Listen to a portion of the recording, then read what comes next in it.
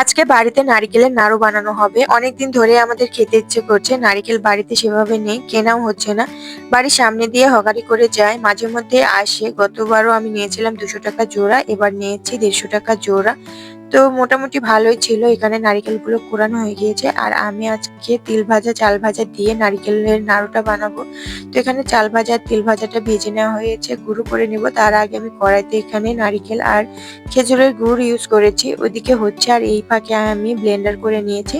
তো চাল ভাজা তিল ভাজার গুঁড়োটাও দিয়ে দিয়েছি, আর এখন নামিয়েও নিয়েছি। প্লেটে যেহেতু নারিকেলের নাড়ুটা নামিয়ে বানিয়ে নেব, তো তার জন্য আমি এখানে তিল ভাজা চাল ভাজার গুঁড়োটা দিয়ে সুন্দর করে এখন নারিকেলের নাড়ুগুলো বানিয়ে নিচ্ছি। এই তো আমার বানানো শেষ, দেখো কতগুলো নাড়ু হয়ে গিয়েছে।